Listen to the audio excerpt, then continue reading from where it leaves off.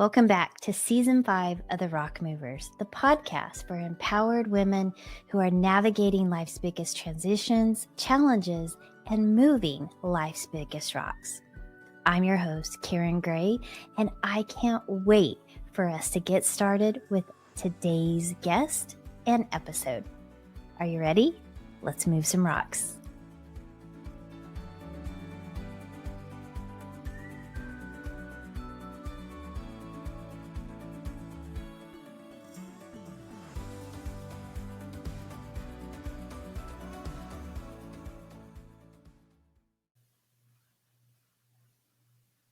Hey, Rock Movers. Today's guest is someone that you will recognize his organization because he is the business partner of a former Rock Mover, and that would be Alan Lazarus. Today's guest is Kevin Palmieri. He is the CSO of Next Level University. He's also the host of their podcast, which is a global top 100 self-improvement podcast with more than 1,800 episodes, reaching over 1 million views in more than 170 countries. I mean, such success. He is a professional podcaster, and we have such a great conversation today where we get real about the things that brought Kevin to this place. He came from getting successful really young and the challenges of not feeling successful, but having all of the external signs of it. So I know that this heart-driven entrepreneur with a holistic self-improvement and gentle heart is going to inspire you and motivate you to stretch just 1% so that you can be your best self ever. So let's get right into the episode with someone that I just know is going to absolutely touch your heart. And that is rock moving friend, Kevin Palmieri from Next Level Universe. Okay, Rock Movers, you heard how amazing today's guest is. So let's get right to the interview with Kevin Palmieri. Kevin, thanks so much for being here. So excited to have this conversation with you. Likewise, I appreciate you having me. I am excited. I didn't get a chance to tell you this in the preamble, the behind the scenes, but you have a very, very calm energy. Oh, thank you. You're very welcome. Thank you. I'm just going to say I received that. Thank you. You're very welcome. It's very intentional, and I love holding safe spaces. I love making people feel at ease because safety and security is one of my core values. So I really love being able to extend that to others. So thank you for sharing that. You're very welcome. I feel very seen already. Likewise. From the core values aspect, 1,000%.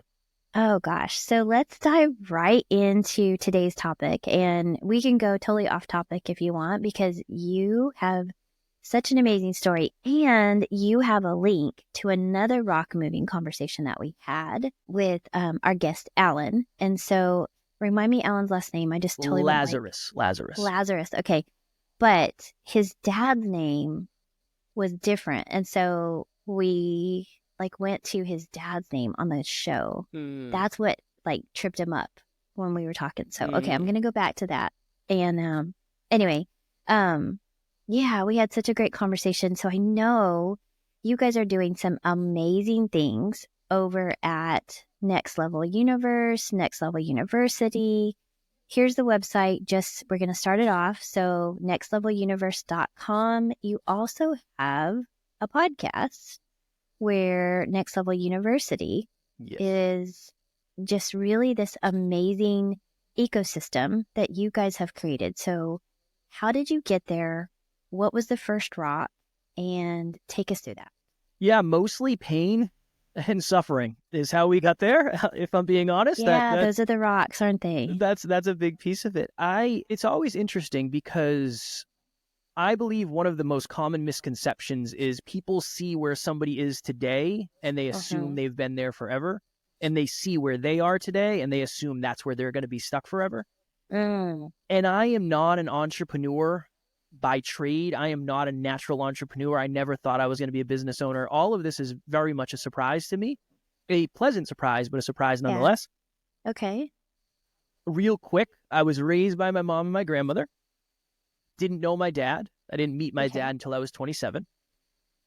Obviously, that played a role in my life, and it still plays a role in my life to some degree, I'm sure. Mm-hmm. Lower middle class, didn't have a lot of money. We talked often about how we were going to pay rent. That was a piece of it. But the thing that I had pretty early on is I knew I didn't want to go to college. Okay. Just didn't like school, and I could not imagine going to another 4 years of school after high school. So I got a job at the local gas station. And that was my first big boy job, Karen. I pumped gas 5 days a week from 6 a.m. till 2 p.m. Great hours. Now, where are you at in the world? At the time, I lived in Massachusetts. Okay. I live in New Hampshire now, so pretty close. Okay. Yes. So not everybody has places where people pump their gas. So they're like, what is that? Like, yeah. I don't even know what that thing is, but it's there are parts of the state. Yeah, it's a lost thing or now. Parts of the world. Mm-hmm. New Jersey, I think, is one of the states where somebody has to do it. Massachusetts, I guess some Oregon people can. also, Oregon too. Yeah, you can't pump your own gas in Oregon. See? I've never been to Oregon. That'll go on the list. The list of places. There you go. Yeah, it's a beautiful state. Well, luckily, in Massachusetts, there was a place where they allowed you to pump other people's gas, and that was my first big boy job. And then I just job hopped. I was a personal trainer. I was a truck driver. I was a forklift operator. I was in construction, HVAC, all sorts of different stuff. Yeah. Eventually, I got a job in an industry called weatherization. And all that means is it's our job to go into large buildings and keep the good air in and keep the bad air out. That's the easiest way to explain it. Way to simplify it. We totally get that. Yep. Yeah. It makes sense. It makes sense. The beauty is I went from making like $15 an hour as a construction worker to anywhere from $60 to $120 an hour doing this job. Change? It was a great change. Yeah, it was a great change. But I fell into the rut of thinking, okay, now I have my career. Everything else will probably just kind of start working out. I think this is the break I've been looking for. So I think I got that job when I was 22 or 23. That's still pretty young to figure that. Yeah. Unfortunately, I hadn't really figured anything out yet. I thought I did, but if you were to zoom in when I was 25, I had this job. My girlfriend at the time was a model. I was getting ready to compete in a bodybuilding show, so I was in the best shape of my life. Sports car, new apartment, great friends. Living the life. Living it up. Yeah, all this stuff that you could ever want. But I was very insecure. I was depressed. I was anxious. I was a shell of a human being. It's the best way to put it. And why do you think that was? Because I assumed that if I just accumulated enough external results, it would fix internal voids. Okay. I want to pause right there. Please. Because I think that we are taught in society, on social media, by whatever external sources, that when I get there, wherever we think there is, that things are going to be better, right? When I get to that income, when I move out of this town and get to that city or whatever, right? When I get there and I'm finally successful, that things are going to be better. What I see over and over and over again is whenever we get there, we bring all of our rocks with us. Wherever we go, there we are. And so all of the brokenness, all of the trauma, all of the insecurity, just like you said, all of the things go with us. And so you had from external view everything. And we see that with our celebrities today. Right? They, from all appearances, they get to this place of success and they appear to have it all. And yet we see suicide, we see alcohol abuse, drug abuse. I say, some of the most successful people are some of the loneliest, most broken people because they thought when they got there, it was going to fix everything. And it doesn't. So tell me what happened next for you. Yeah. So my girlfriend ended up leaving me, as she should have. It was devastating at the time. We have since talked and I wouldn't say we're close, but we have closure and we were amicable. Yeah. When she left, that was my initial rock bottom. It was my bills just doubled because we lived together. work got really slow. I was coming back from a bodybuilding show, so I was really struggling with my mental health. And she actually sat me down and said, I was going to leave a couple months ago, but I was afraid you would kill yourself because of how low and how dark of a place I was in. Wow. So she left. And you would think this might potentially be that gentle nudge in the, Kev, it's time to work on you. Let's work on you. And I had that for like 5 minutes. It was quick. 5 minutes. I'm going to record some inspirational videos to put up on Instagram.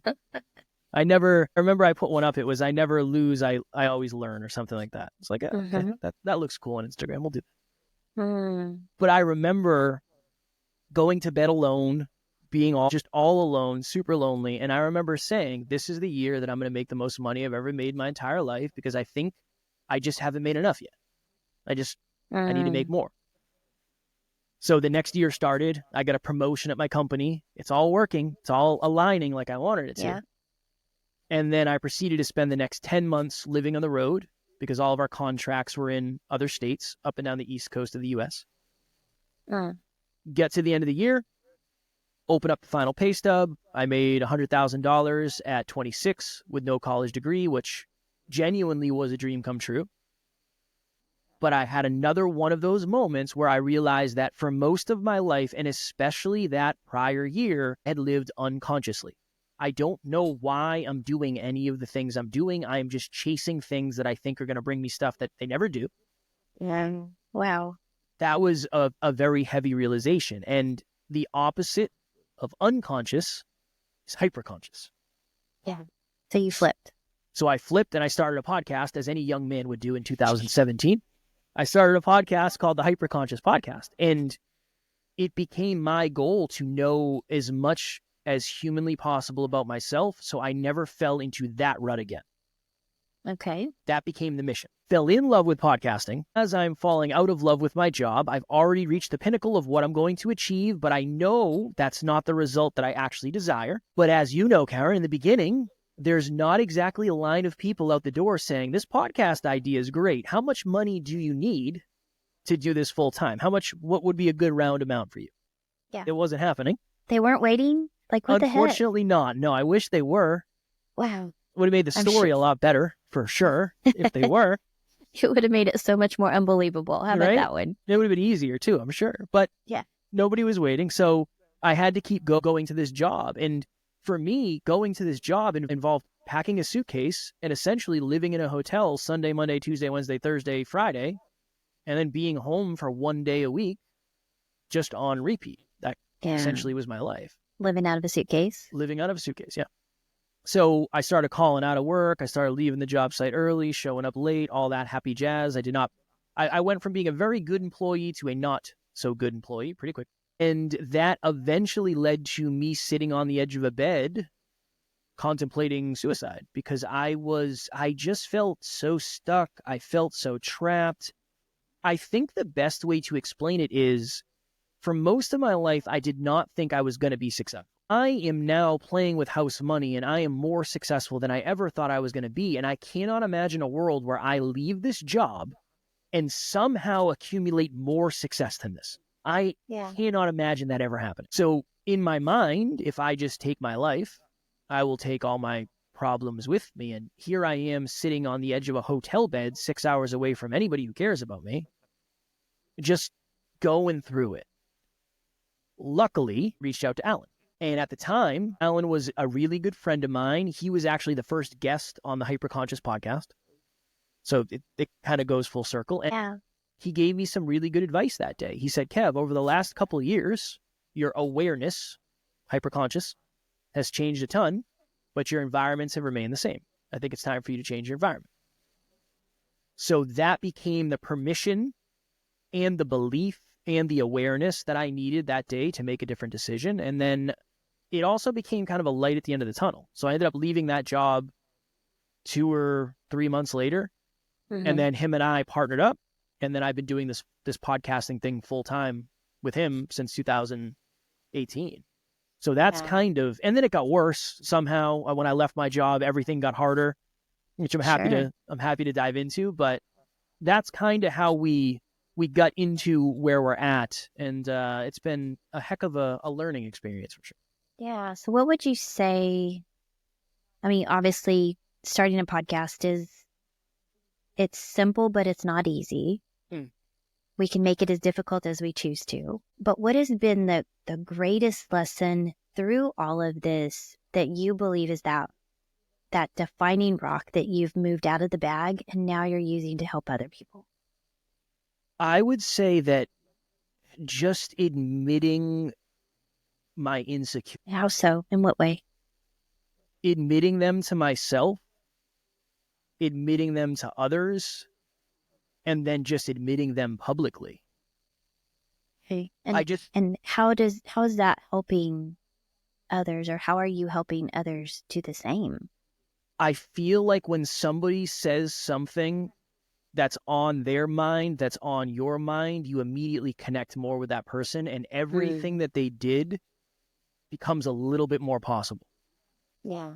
So I remember, Karen, when I first got into self-improvement, I would listen to these people, and it was predominantly men that I was listening to, and you could tell that they just had Allen belief. It was just, you don't know what it's like to have self-doubt. You've never had it. You have no idea what I'm going through. You don't know what it's like to have imposter syndrome. You don't know what it's like to not think you're smart enough or good enough. Yeah. That is why I think vulnerability and authenticity is so important, because it doesn't really matter what I've accomplished if you don't think you can do it too. Yeah. And if you know I don't struggle with any of the stuff that you struggle with, you probably also know I can't help you at all. So I'm trying to, if I'm going to walk my talk when it comes to the habits I track and podcasting and all that, I want to walk my talk with the stuff that I struggle with too, because I think as much as our success can connect us, success in quotes for those listening, I also think our struggles can connect us. So that's really how I'm trying to do it now. And I'm also trying to create, and this is why I complimented you specifically about this in the beginning, I'm trying to create a safe space within, whether it's our podcast or all the communities we have, where people can just be themselves. Because I think being yourself is one of the hardest things in the world. Because when you pretend to be somebody else and somebody comments on it, you can say, well, that wasn't me anyway, so I'm not going to take that personally. I love the flip there, because I was about to be like, I was going to argue that point, but I love how you just did it, because that is so true. It is it's a mask that we can wear. And then it's like, well, of course, right? It justifies everything. So, okay. Can't argue that one. We talked about it on an episode the other day. It's like, imagine if I gave you a piece of art and I said, this is for you, Karen. And you were not a nice person in this example. And you said, this is the worst piece of crap I've ever seen in my entire life. Two ways. I say, oh, I worked really hard and that hurts. I'm sorry you don't like it. You can even hear my voice, how much pain that would create. Or the second one is, I know it sucks, doesn't it? I was just kidding. It took like 5 minutes. I was just messing around. Yeah. I'm just distancing myself from all vulnerability and feelings. Okay. I love this analogy, because this is exactly what we do when, and so bring this into a personal situation. So let's say you're in sales, and let's say you're a coach, because we have a lot of entrepreneurs or coaches or whatever listening, primarily women. And so what I see them do is, I say them, what I've done as well, is we stay super busy, don't get seen, right? Because if we're not seen, then people can't judge. And then I can say, well, I don't have anybody taking my offers. Nobody's buying. I don't have any clients. Well, I haven't made any offers. I'm hiding. Therefore, nobody can say no. And yet I can sit here and complain about it. Do you see this like in the coaching things that y'all do, like this vicious circle of, faking pretense that I'm putting stuff out there when I'm really just masking and hiding in the rock? It's very interesting. Underneath the rock, like crawling underneath it like a turtle. Yeah. It's very interesting, because I have said this to clients before. For some reason, and I'm grateful. I don't mean for some reason in a bad way. I tend to attract female clients who are just unreasonably humble and the most heart-driven humans you will ever meet in your entire life, but they never ask. They don't ask for what it is that they want. And I think a big piece of it is the fear of success.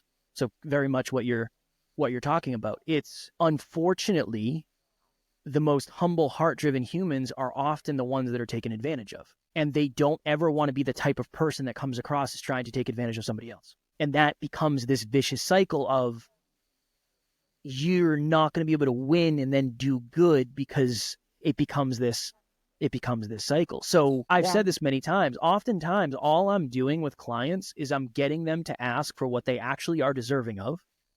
That's one piece. And I'm telling them that sales is actually help for them.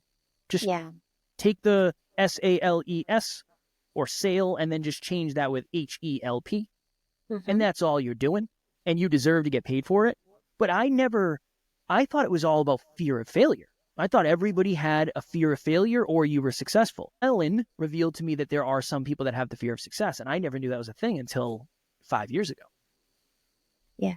And I loved his story when he shared it because it was so different than mine. It really allowed me to see, like, you know, there's really people who never not ever feeling not confident is a thing. Like, what? Are you even human? Like, what the heck? But it's hilarious because I assume everybody's confident but me. But then, you know, you see this where that's not the case. And I also see something that has been my journey, and tell me what your thoughts are on this. I wasn't afraid of failing. I was afraid of what that failure would mean about the fears that I had convinced myself of. So if I'm not perfect, which, haha, that's funny to even expect that, first off. But if I'm not a certain way that people expect me to be, they're going to abandon me, right? So my core fear was abandonment, not failure. Failure was a block of that. But if they abandon me, then that confirms I'm not valuable, I'm not worthy, which is why I was given up for adoption to begin with, right? Obviously, I wasn't valuable or they would have kept me. So the story that I built around that created this lifelong people-pleasing, overachieving, trying to make everybody happy so that they wouldn't leave me situation. And what it came down to was this tremendous amount of shame in this, what felt like public humiliation that I had been abandoned. So like the fear just got exacerbated. And I have talked to several women that experience the same thing. And it's this shame. So that it's fear, shame, and a fear of public shame. I had someone tell me that is tied to a DNA epigenetic link to back in the day when women were tried as witches for trying to help people. Have you ever heard that? I've never heard of the epigenetic part of it. No. So there's a DNA link to someone, and they call it a witch wound, where someone in your lineage, and I'm getting like really woo-woo. This is, I know, so crazy, but if you think about it, it makes sense. Women used herbs to, you know, help with childbirth or pain, or, you know, when someone was sick, they would get herbs, and that's how they took care of things in certain, like my family came from Ireland, so they lived in the Highlands or wherever. And they had to live off the land, and so they used herbs to heal. And when the Christian or the Protestants came in and tried to convert in an effort to control, they called these people witches.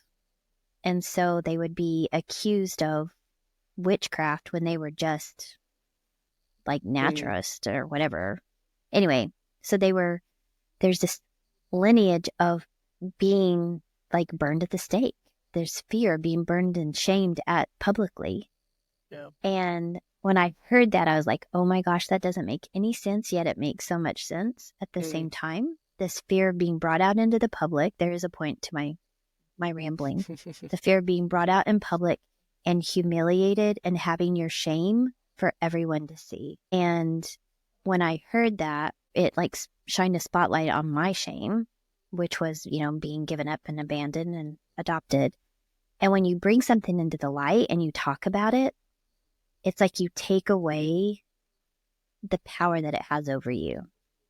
And so when you're talking about feeling vulnerable and struggling with this insecurity, it's like, oh, okay, now I control the narrative. You control the narrative. And when we control the narrative, we can also control how it impacts us. And I feel like that's how we take our power back. And that's how we transform people, by controlling the narrative and having, you know, the say of, this is my story. I get to say it. You don't get to tell on me. I just told on me.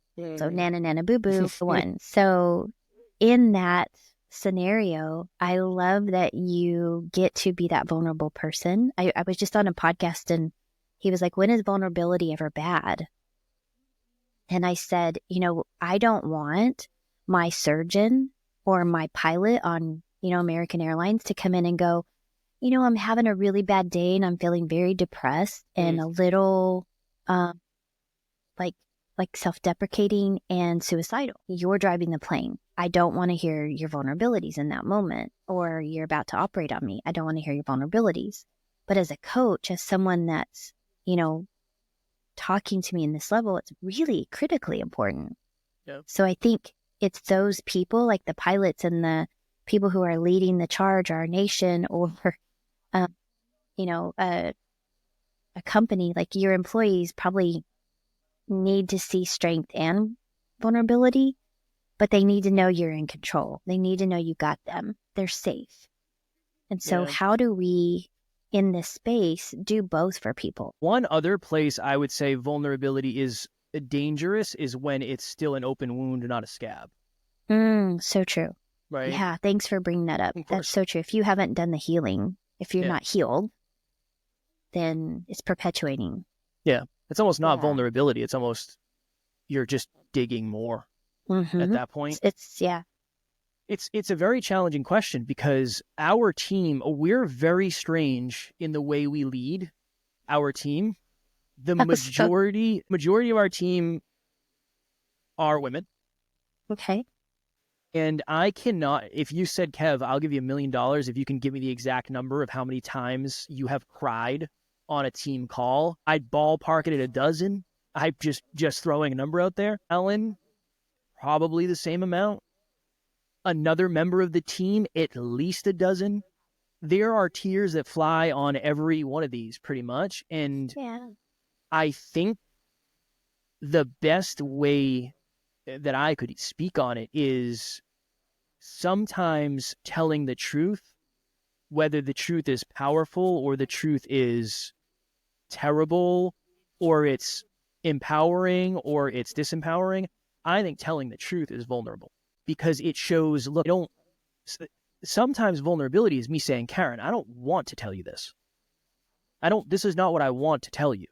Are you sure you want me to tell you what you're asking me to tell you? Because I don't want to do it because it scares me because I think you're going to villainize me because you're going to think I don't like you. And that's not true. That's vulnerable as much as me saying, I'm a little bit nervous that XY is going to happen. So redefining what vulnerability actually means. My vulnerable is me saying, I'm not smart enough. Alan's vulnerable is him saying he's afraid he's going to be the smartest person in the room. Many people won't empathize with that. What a tough problem to have. But that's his experience. Right.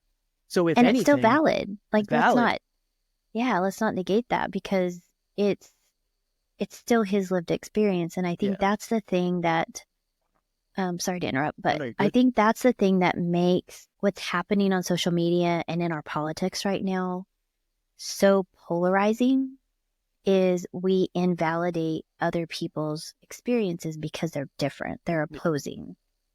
And so in coaching specifically, and what y'all do, and very much in what I do as well, just acknowledging and validating that just because your experience is makes it important. I may not understand it, but it's still valid and it's still very important, and it's still been a huge part of why you are who you are today. And so I wish we could do that more on social media, and I definitely wish they could do it more in the political realm, because this polarizing, you're awful because you're voting for some certain candidate, and makes you my enemy. And I think it's more what they're trying to tell us to do, and less of what the people would do if they were just left to their own.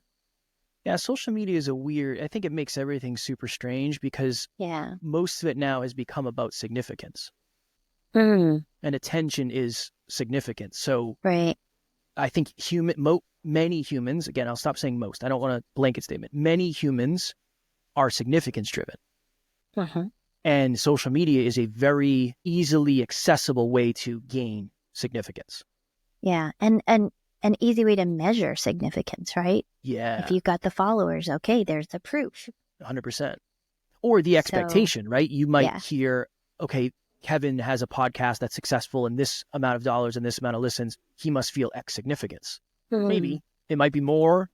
It might be less. It depends. It depends. Yeah. I wanted to quickly touch on the vulnerability thing. The team has seen us cry a lot, but the team has also seen the way that we show up every day. And I think it's that. I will be vulnerable with you, and then I will wake up tomorrow and I will do what needs to be done in order to make sure that this ship continues moving in the right direction. Strength and warmth. And the other thing is, behind the scenes, there's a lot more strength than maybe in front of the scenes. Sure. So I Which think is why the ship stays upright. Hopefully. That's the goal. That's the goal. That's if we're doing it right, the ship is upright, sailing in a positive direction. So in your experience, what do you feel like is the most impact, the biggest rock that has had a definition of your purpose, I guess? Let me reframe that, because that was really culminated. So in this journey of vulnerability, and I'll edit all that out, in this journey of vulnerability and you discovering there's power in that vulnerability, and you've stepped into this podcast and the Next Level Universe with Alan, where is your purpose in that being just absolutely lived 100% or at fullest capacity? Is it in sharing the messages and the coaching and all of the above? Like, how are you living out that calling these days? I just think of it as how I show up as the type of person that would help the old Kev. I want to be the type of person that I needed when I was struggling. Somebody asked me recently, Karen, and it's a great question. It just doesn't work with me because my answer's strange. What is the legacy you hope to leave? I don't think that way.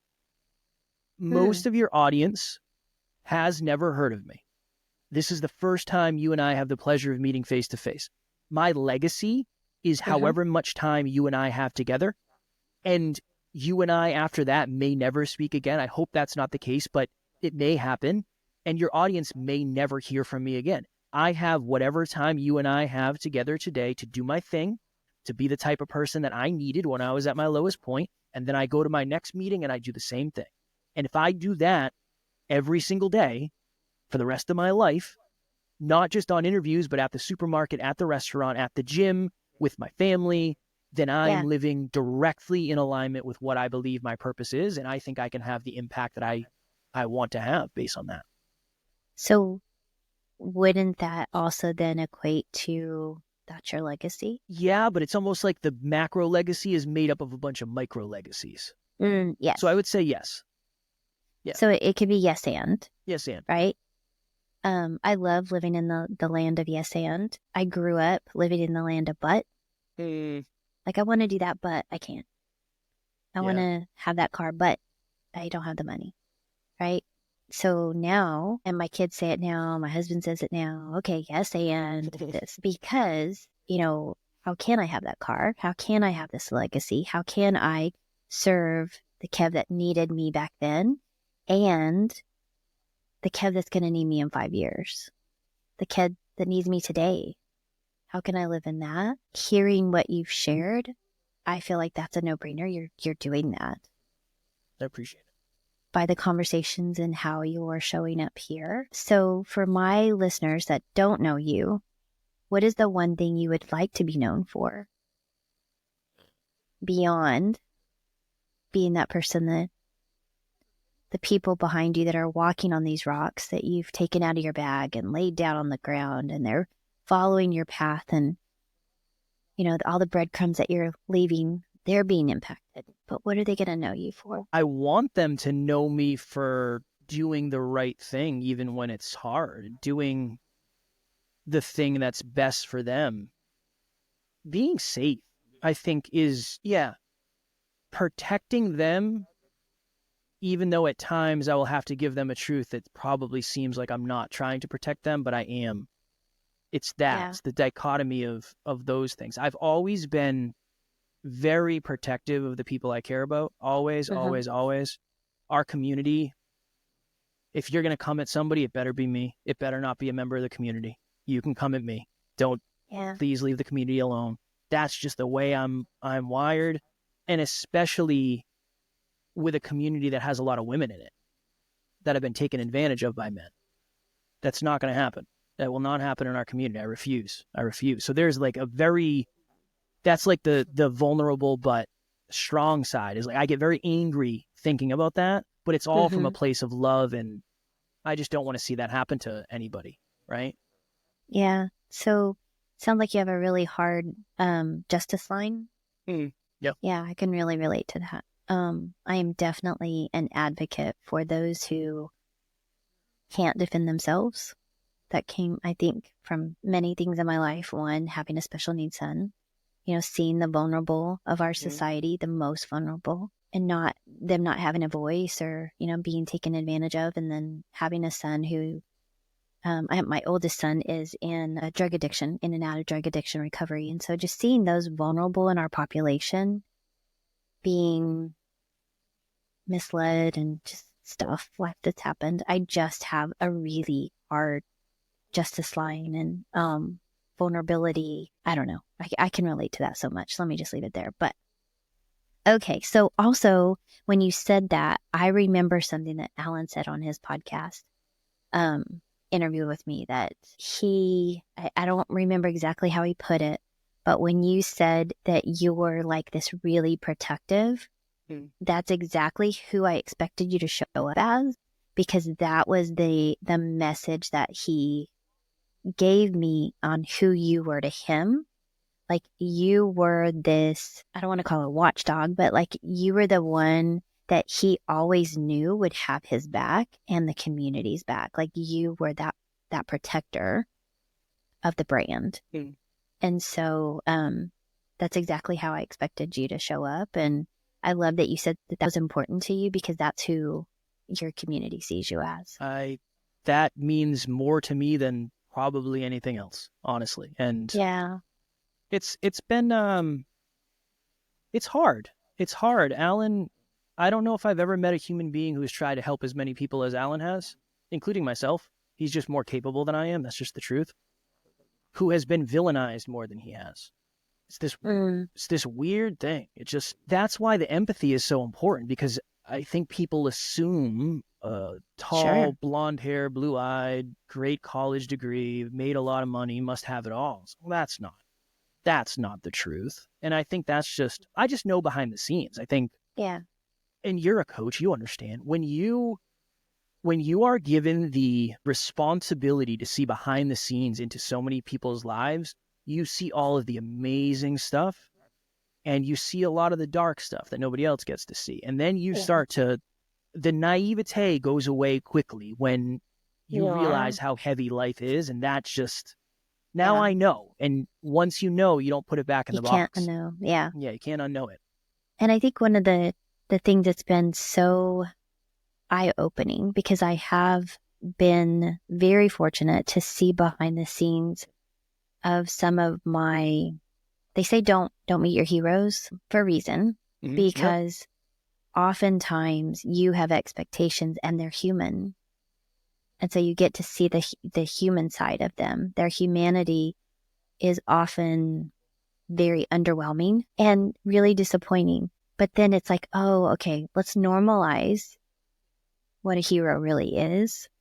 It's someone who is a human and shows up in big ways for a lot of people with a lot of expectations.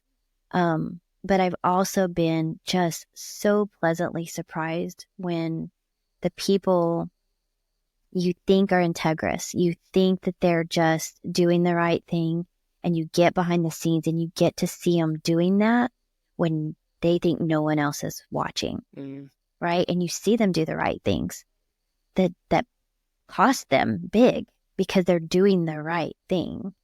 And you're like, yes, you are exactly who I thought you were. And that is so relieving. And then you see others and you're like, oh, you are not who I thought you were at all. That was all smoke and mirrors. Now I know. But like you said, they're people. That's the thing. They're just people who are in a different place in life, maybe further, maybe different. But they're just people going through life trying to figure this weird thing out. Yeah, and life be life, and always. It never stops. And when it does stop, it's not good. So I'd rather life be life than life not be life, for sure. Yeah. Well, anything else that you want to just like golden nuggets, mic drop moments, anything you want to impart to our community before we have to wrap it up? Because I feel like we could go so much longer, but man, we've been talking for 42 minutes and it's just so good. It goes by so fast. Yeah. One thing I like to say, because now I'm really starting to understand how privileged I am. Again, I've worked very diligently, but I am privileged to quite literally be living my dreams. I know how statistically rare that is. Your reality becomes the parts of your imagination that you hold on to and pour into the longest. Over the last 7 years, I have let go of a lot. People, places, things, ideas, and feelings. They didn't serve me. And I stopped pouring into a lot. But the stuff that I have held on to and poured into the most has garnered the best results. And I just think now that I have 7 years to look back, it makes sense.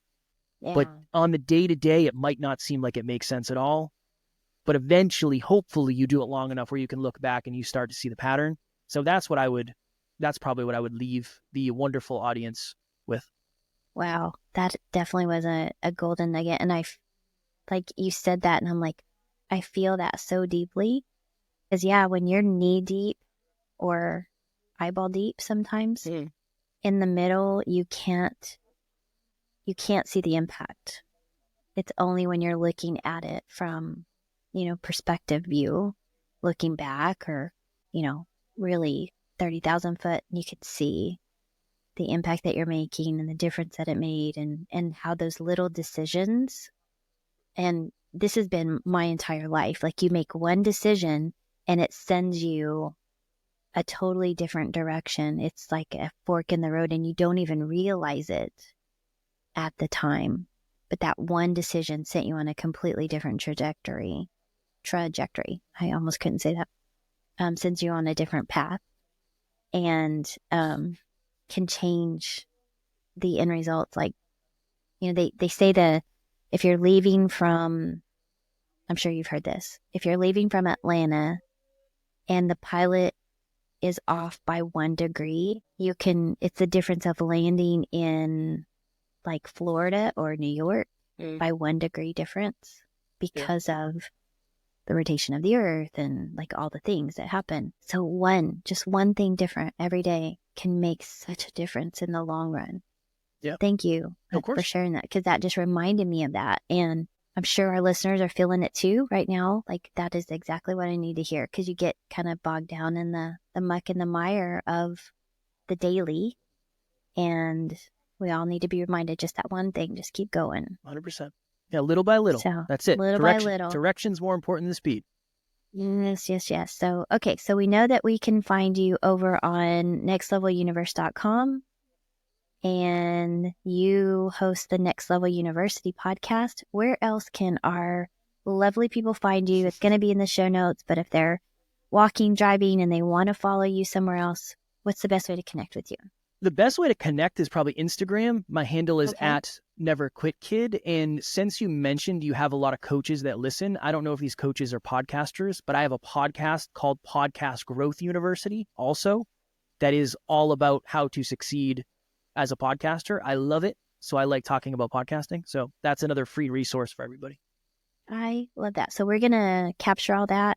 And did I get this right? Never Quit Kid? You did, yes. That is so cool. I love that. Eventually, I have to change it to man, I think. I'm 35, so how long can I be a kid for? I don't know. You know what? I think you're always a kid to somebody. Okay, I'll accept that. So we're just, my grandmother was 95, and she called her children kids. Like, the boys and the girls. And so we're always kids to somebody. So I'm just going to roll with it. Stay with kid. I love it. All right. Well, thank you so much for this conversation. I love, love, love all the things that we shared. We went a little deep on some things and I got a little woo-woo, but my listeners are used to that now. But I just love it and appreciate you so much. Appreciate what you and Alan are doing over there. And if you're not familiar with Next Level Universe, y'all, you've got to go check this out. They've got a mastermind. They have so many good resources, free resources, paid resources. It's a great community. Go get plugged in, follow them, check out his podcast, and make sure that you are getting help moving those rocks. Wow, wasn't today's guest amazing? I hope that you enjoyed them as much as I did, and I hope that you got something super valuable. So just for being here, I want to gift you free access to my Reclaim Your Confidence course. It's a mini course, short 5 modules. It's impactful, yet it's not super heavy. So use VIP 2024 as a code to get free access to this course just for showing up and listening to this entire episode. And I also want to know, what are you getting from this? What would you like to see? What are future episodes? Who do we need to be talking to? Who has some amazing rocks that they want to share? And that's by sharing, commenting, and subscribing to the Rock Movers, and then following me over on social media. We want to stay connected. We want to be a part of your world, and I want to invite you to be a part of mine. If you'd like to book a call, go a little bit deeper into some of these topics, you can find a link to book that call on CoachKarenGray.com. You're always invited to join me there, and I can't wait to dive into deeper conversations with you. That's my way of giving back and saying thank you for being a part of our rock moving community. Until the next episode, or until we jump on the call, have a great day and keep moving those rocks.